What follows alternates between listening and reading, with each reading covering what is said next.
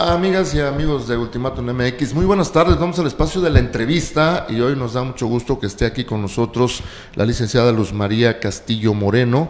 Ella fue coordinadora del Foro Voces por la Inclusión en los Diálogos por la Transformación de Chiapas. Bienvenida, buenas tardes. Buenas tardes, un placer estar aquí con ustedes y agradecerles por la invitación.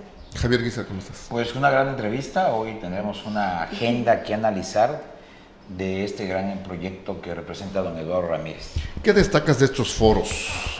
¿Qué resultados hubo?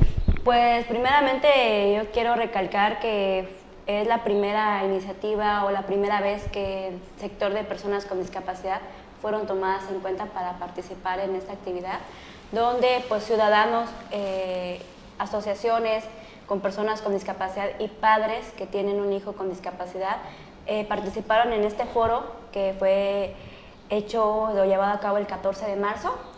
Fueron a nivel estatal, vinieron personas de diferentes municipios del estado y pues lo que hicieron fue participar, alzar la voz y que hicieran visible las necesidades que hay, ¿no? Que en ningún otro persona, otro actor político había tomado en cuenta. Entonces esta fue como que la primera puerta que se nos abrió y que yo recalco que es la lucha que hemos tenido yo como activista y mis compañeros y que aplaudimos, ¿no? También y agradecemos que nos estén haciendo visibles y que sobre todo tengamos la oportunidad de participar para que nuestras necesidades puedan ser tomadas en cuenta en este periodo que está por iniciar, ¿no?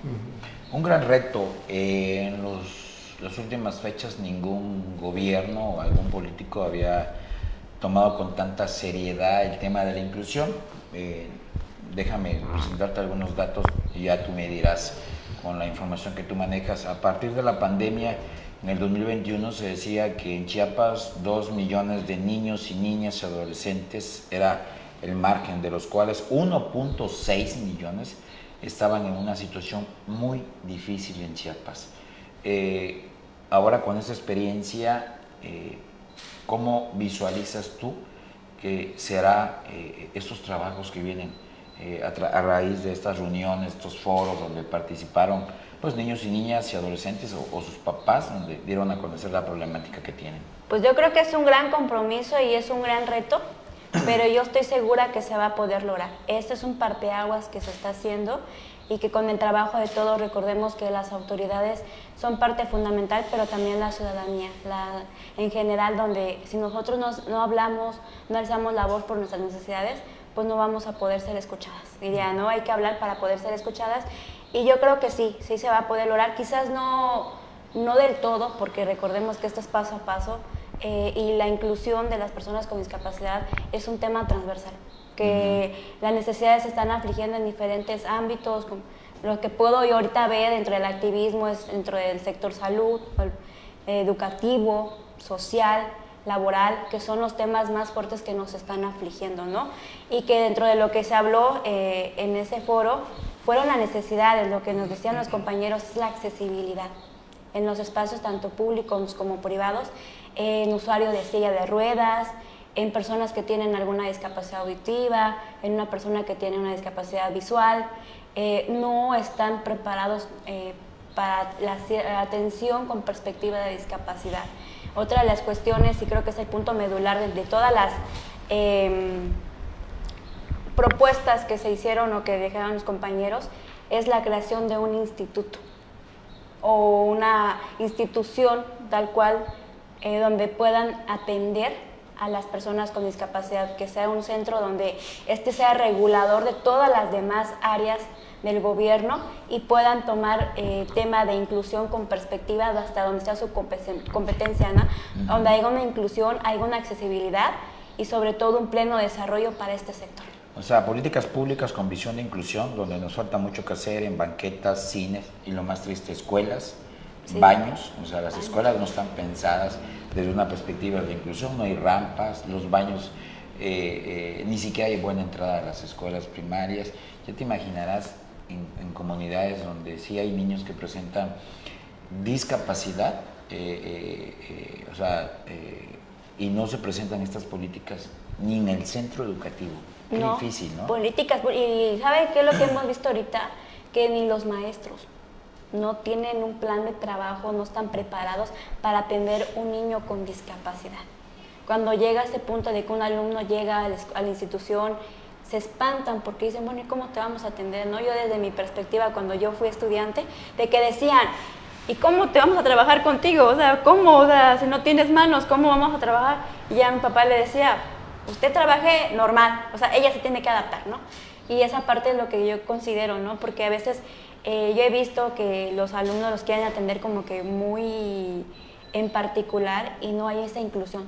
Yo he visto planeaciones donde dicen educación especial, pero todo el sector está aislado de los demás alumnos. Entonces no hay esa inclusión tal cual, que sí debe ser una debida atención, pero a la vez inclusión donde las personas puedan compartir con los otros compañeros, que no tengan discapacidad y que esos compañeros también puedan compartir con personas con discapacidad viendo las necesidades. Esa es la verdadera inclusión.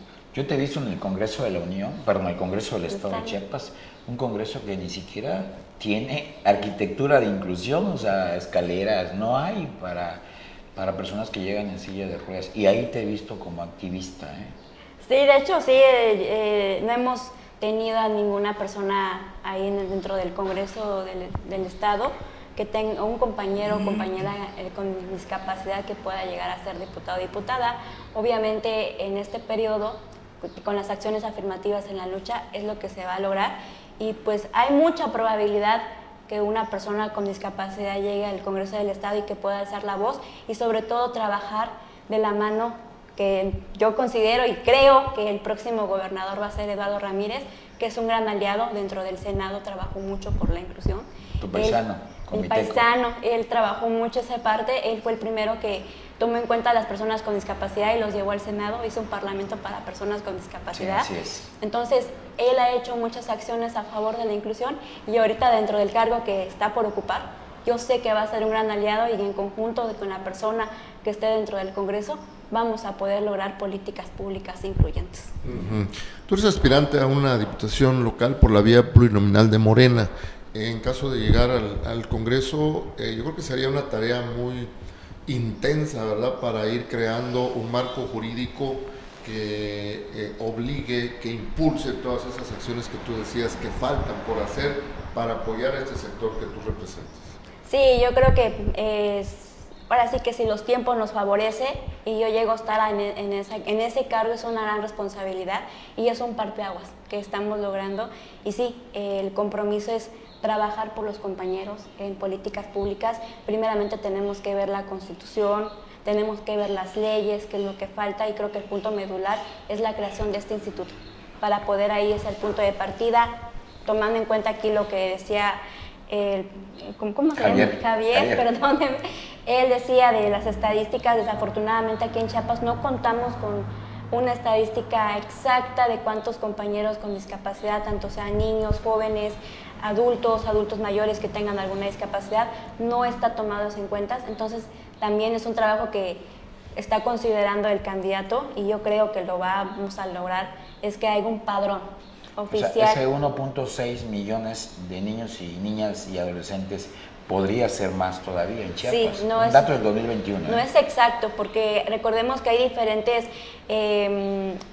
dificultades o problemáticas que no permiten tener una cantidad exacta o un conteo exacto de cuántas personas con discapacidad. ¿Por qué?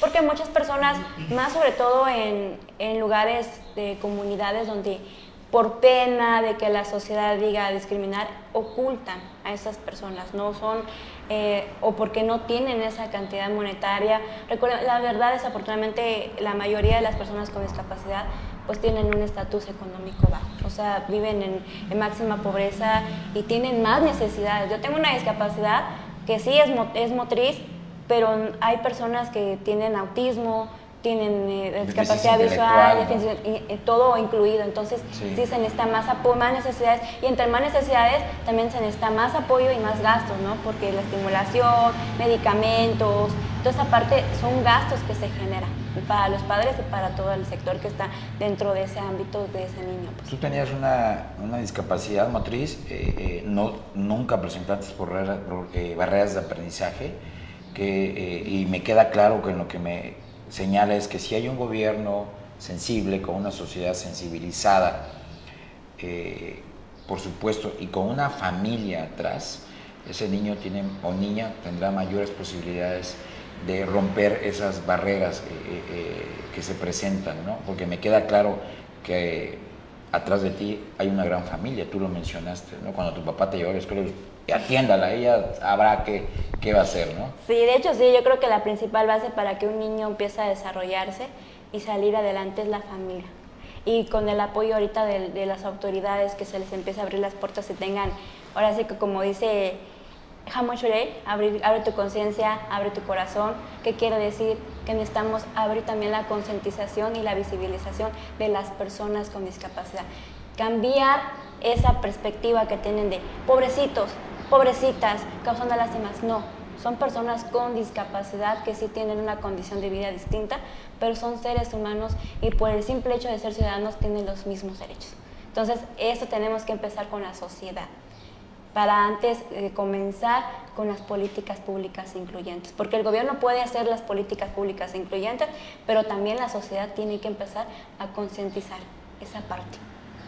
Ok, hay aspectos que casi no resaltamos, ni siquiera los medios de comunicación, ¿verdad? Los discapacitados auditivos, los discapacitados visuales, ¿ya tienen una atención en las escuelas o hay que partir de cero para ayudarlos a ellos? Hay que partir de cero. Yo creo que para empezar el tema de la inclusión necesitamos tener el concepto claro de qué es la discapacidad. Discapacitados, personas con capacidades diferentes, capacidades extraordinarias, es un término incorrecto. A nivel internacional, en la materia de derechos humanos, se considera como tipo de discriminación. Dentro del organismo internacional que protege los derechos humanos de las personas con discapacidad, nos establece que el término correcto para referirnos con una persona que tiene alguna discapacidad es personas con discapacidad. O sea, para que empecemos, ¿no? El de sordomuda también ya es algo incorrecto. Sí, persona sorda, o personas que tienen alguna discapacidad visual, el ciego, no es un término ya correcto, es una persona con alguna discapacidad visual o débiles visuales, ese es el término correcto. Entonces debemos de empezar de ahí para poder ser el punto de partida, y yo creo que sí, hay que empezar de cero, hay que hacer estrategias, planes. Hay una cuestión ahí que a mí yo tengo pendiente en el tema de atención en el sistema judicial. Llega una persona con discapacidad sorda, visual, por el simple hecho de que mujeres con discapacidad también sufren violencia, no hay un protocolo de atención. Nunca ha existido, ¿eh? No ha existido. Entonces, y recordemos que también las mujeres con discapacidad sufren violencia doblemente por su género y por su condición física o su condición en la que están viviendo. Entonces, sí hay mucho que hacer, como usted lo dice, y hay que comenzar de cero, pero empezando primeramente con las políticas públicas. Pero repito, el punto de partida de todo acá es la concientización. Primeramente es eso, abrir la conciencia ante el tema de inclusión y sobre todo de las personas con discapacidad, o sea, incluirnos socialmente. En esos diálogos que tú participaste, ¿se puede saber cuáles son los puntos a los que llegaron y que serán parte importante en el nuevo proyecto de gobierno que encabezará sin duda, porque así lo dicen las estadísticas, el senador con licencia Eduardo Ramírez Aguilar? Bueno, la principal iniciativa, creo que ya lo mencioné, ellos están pidiendo un instituto. Perfecto. O un organismo dentro del gobierno que se pueda hacer cargo en tema de inclusión y que trabaje en conjunto con las demás instituciones, ¿no? Otra de las cuestiones es el transporte, la concientización, porque no hay un transporte que tenga accesibilidad para ellos, para que se puedan movilizar. Otra de las cuestiones también es en cuestiones laborales, que no tienen las oportunidades laborales por tener una discapacidad. Otra también es la asistencia de las personas, de que a veces necesitan un asistente, pero no tienen las posibilidades económicas para poderlos pagar. Entonces, hay que buscar el tema de cómo se puede hacer la asistencia y también el sistema educativo, que no hay una atención adecuada, los maestros no están preparados para atender esa parte, y yo creo que para empezar que haya una inclusión y no haya una discriminación, deberían también los niños empezar a familiarizarse con el tema de discapacidad, los niños que no tienen alguna discapacidad, como es el lenguaje de señas, que sea como una materia para ellos, porque cuando llegue un compañerito que sea sordo, ya puedan comunicarse Sí, claro. y empiezan a incluirse, ¿no? Entonces, sí hay mucho que hacer, esa es la parte que medular, y una de las iniciativas en tema de las personas con discapacidad que tiene ahorita el candidato es la creación de un centro paralímpico, como unidad deportiva para los atletas con discapacidad aquí en el estado. Pues recordemos, yo también soy deportista y en su tiempo pues fui campeona, fui preseleccionada, y sí, hay mucho talento en tema deportivo con los compañeros que tienen discapacidad, y lo único que se necesita es un impulso, es el apoyo para que ellos puedan sobresalir y también ellos puedan lograr sus sueños y sus metas y tengan un pleno desarrollo. ¿Has hablado con el candidato? ¿Ha tenido comunicación contigo?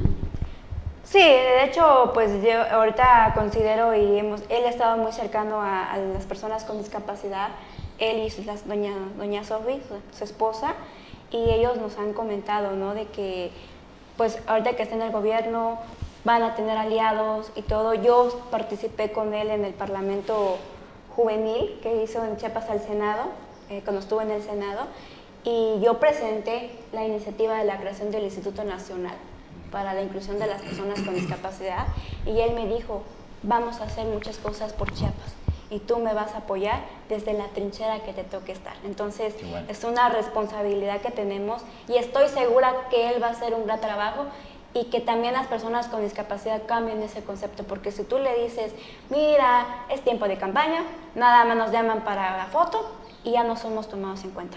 Es lo que nos dicen los compañeros, porque sí nos claro, costó para que pudieran asistir, para que pudieran participar. Es ya que eso ha estamos pasado, cansados eso ha que nos pasado. usen. Sí, y le claro. digo, es que no lo va a usar. Él tiene otra concepción. Y se los digo porque no solo lo conozco como político, lo conozco como ser humano y sé que lo va a hacer. Y sí, porque está haciendo cosas ahorita que antes no habíamos hecho, o no nos habían tomado en cuenta. Entonces, sí, como dice ahí, viene la nueva era, y yo sé que es la nueva era hacia la inclusión. No solo en personas con discapacidad, sino en todos los grupos vulnerables, y que ese término de grupos vulnerables se cambie por ciudadanos que tienen un pleno desarrollo y mejores oportunidades.